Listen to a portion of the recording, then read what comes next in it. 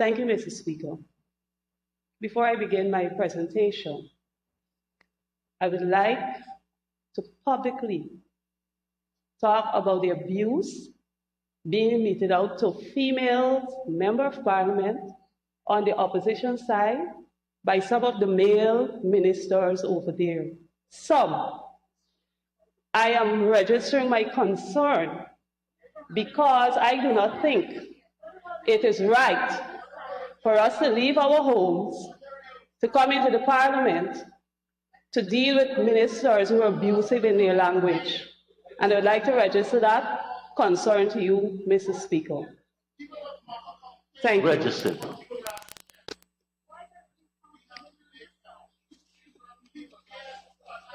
Mr. Speaker,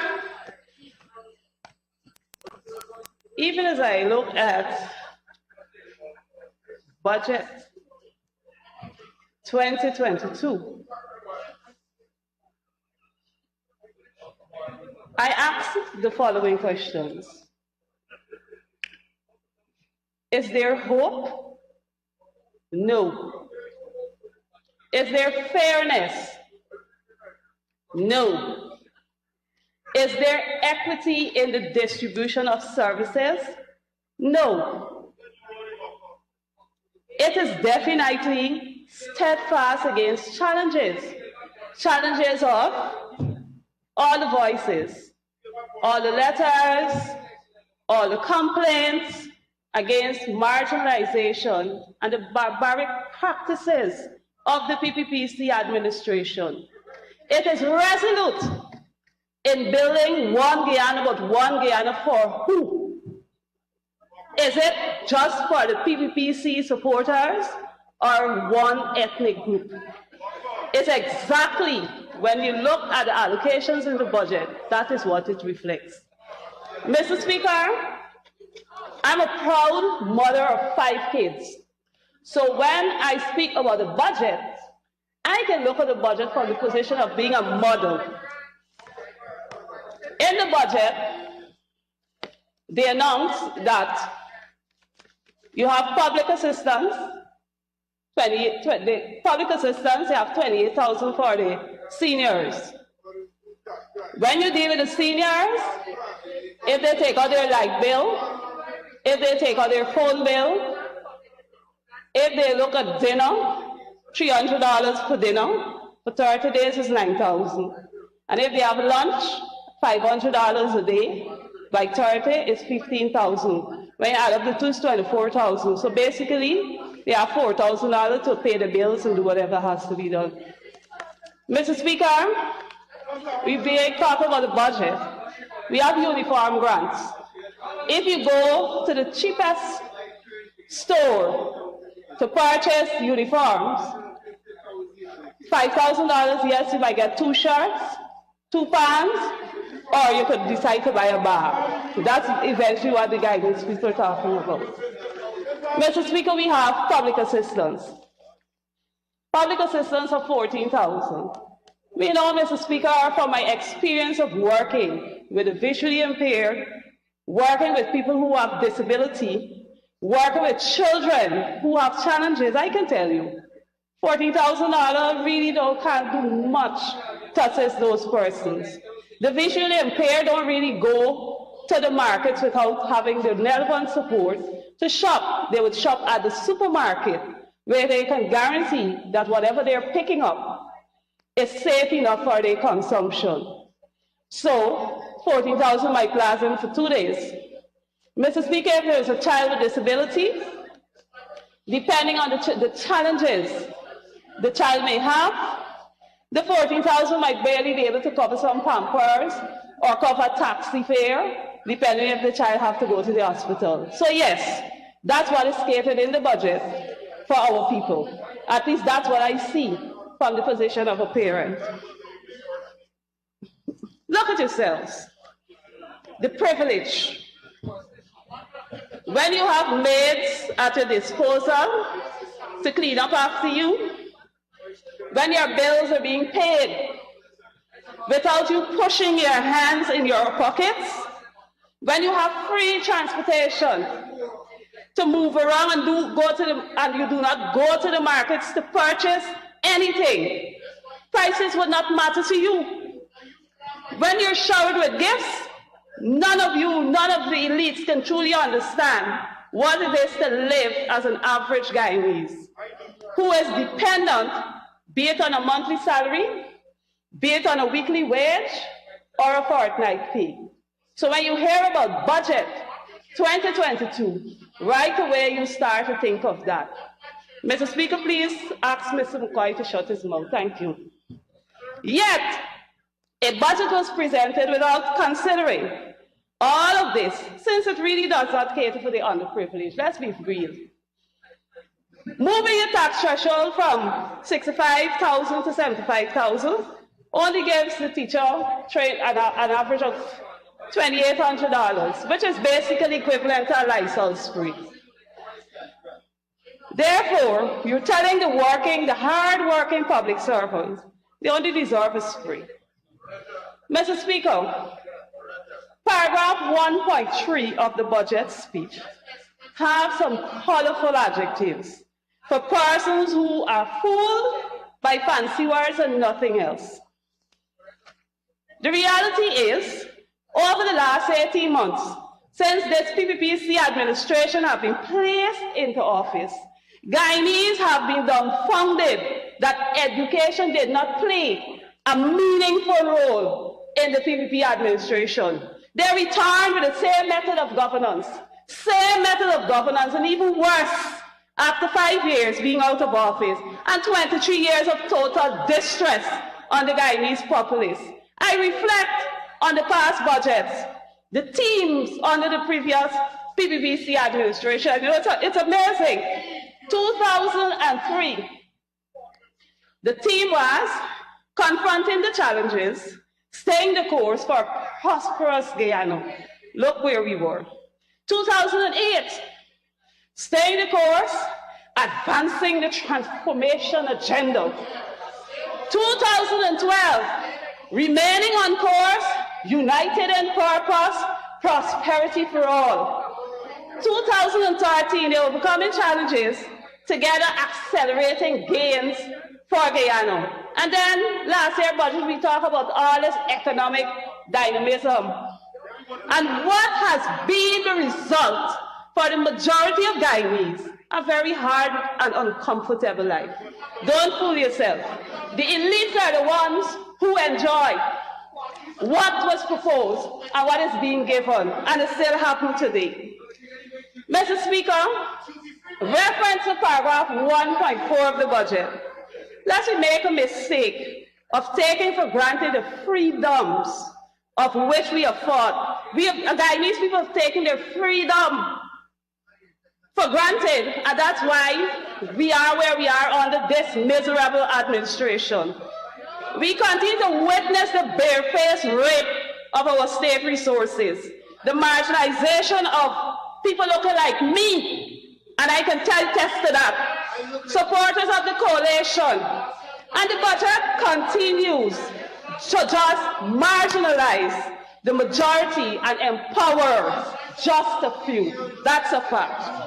Mr. Speaker, I turn my attention to the other extractive industry for the Honorable Minister of Natural Resources. In this industry, I see reference paragraph 3.13, that there is a decline in mining, bauxite, gold, etc. But Honorable Minister, my first budget speech, I recall you talking about administrative controls and removing them. And now in this budget, we see that that has become a challenge. I hope that that is being reviewed properly, because when I check the books and the projects, all I see for your ministry is some ATVs being acquired. And when I look at your staffing, I see you lacking technical support, but yet still there is only one technical person there. I hope that that will be clarified for me when we have our perusal of the estimates in the budget. Mr. Speaker, I now turn my attention to my constituency, the East Bank of Demoir. And Region 4 specifically. It is total madness to have a budget presented for a region where none of the elected officials had an input, but rather one individual decided what needs to be done, submitted that, and it was acceptable by the subject minister and all and sundry. There are numerous works to be done in this area and can alleviate simple things for residents. Mr. Speaker, this is Bagotstown. Bagotstown got these drains that really need to be cleaned, and it will alleviate the flooding in Water Street. Mr. Speaker, these are farms from my community, Mocha Arcade community. I didn't get flood relief, I love a farmer. Yes, all of these, I had to witness all of this. All these crops went down. Many of the farmers still have not received anything. Mr. Speaker, after we had our farmers to market in Mocha Arcade community, this is what we dealt with, Mr. Speaker. The drainage canal, the main drainage canal for our community was blocked for the construction of a bridge and still has not been removed. Mr. Speaker, Barwell North need a road. This is the condition of the road. We're talking about projects, but when you peruse the budget, you barely see anything happening. Mr. Speaker, Covent Garden, these are sections in these different NDC. This is the road. This is the drainage. These are projects that needs to be done. Mr. Speaker, we talk about housing. I'll come to that. Look at Great Diamond. This is where residents live on the riverbank. We see all this housing boom. Were anything made in preparation or any consideration given for these persons that are living here? When the water is high, this is the condition in which they live. Mr. Speaker, this is Caneview area. The Grove NDC is responsible for this area. The bushes in the trench is taller than the houses. These are projects that needs to be done. These are things that needs to be done. They have roads there. I am looking in the budget to see how our people are being helped. Mr. Speaker, we have Craig, the drainage canal the side of the road. This is what you see, and this is in Craig. Mr. Speaker, Friendship, flooding. Many of these farmers did not get any relief. Look what's happening here. This is a whole road. I go in and see how many ducks and fowl and so in the water. Mr. Speaker, the amazing thing, Friendship is flooding, but yet still, this is a coca that was blocked recently.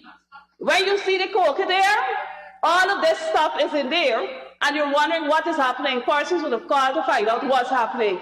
The amazing thing, Mr. Speaker, I had to write a question to this House asking, what consultation is ever being done with these and with the authorities and so forth and the people when there's work to be done? Mr. Speaker, supply, road to be done. Mr. Speaker, Suicide, the coca, this is right where you have all the sun bank up by the junction. This is the condition of the coca. Mr. Speaker, the amazing thing is that when you go up the Demoir River, Mr. Kwame will know this because he traversed the area to take hampers for the people, drive past the residents and go to the top, the last village, and every other village got to drive their boats to go behind him to collect a hamper. So this area here, sir, is in need of electricity, telephone, and all these services needed in the area. Mr. Speaker, a very famous place, Laluni. It's an Amerindian area. The road is terrible. We go there 1.5 hours driving and pools and all that. I ain't seen nothing in the budget. Honorable member, before you can continue with your pictorial presentation, you need an extension. I also want to tell you that you should label all the pictures and deposit it with us, right? Thank you. Honorable member, Ms. Halley. Don't have a dream, just move the motion. Thank you. Honorable Member Ms. Bess, you may continue. Thank you, Mr. Speaker. Mr. Speaker, housing is a sore issue to many residents on the East Bank of Demawara. Many of them have application in the Ministry of Housing, but their name seems to be lost in the well-advanced technological system. Imagine being a squatter for over 20 years. Then the government decides that they should not be in the area and you must remove all in the name of development. Development starts and you recognize that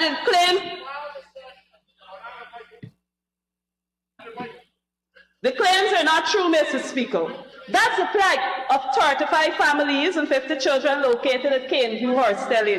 This administration is so bent on marginalization and unfairness that they rather occupy a play field at Third Brain Hostel to take those residents, and it continues to cause conflict with the people living in Hostel and the people from Caneview. Mr. Speaker, here again is another example of an uncaring action. Mr. Speaker, health services at the different health centers, definitely services can be improved in serving our people during this pandemic. I believe all health centers, Mr. Speaker, should have masks that are freely distributed to persons accessing service. There should be mobile units traveling in the communities, the far-reaching communities, educating and distributing vaccines and giving out information that is much needed for the people. And like the Honorable Minister spoke earlier about our program, I think it will go well if the people get the information. Mr. Speaker, I see the plan to build a new secondary school at Prospect on the East Bank of Demawara in the budget. Mr. Speaker, I believe a skills training center for many youths might be best suited for that area.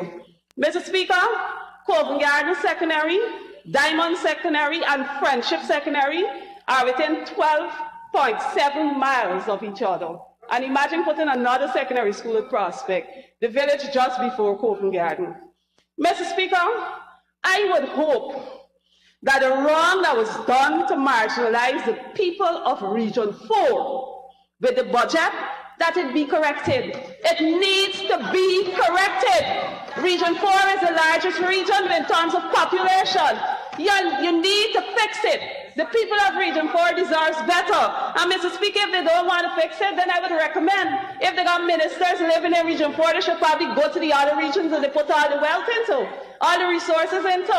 It is very sad. I therefore would like to rename the budget, Mr. Speaker, steadfast against all hard-working Guyanese and resolute in building Guyana for all the PPP supporters. I thank you.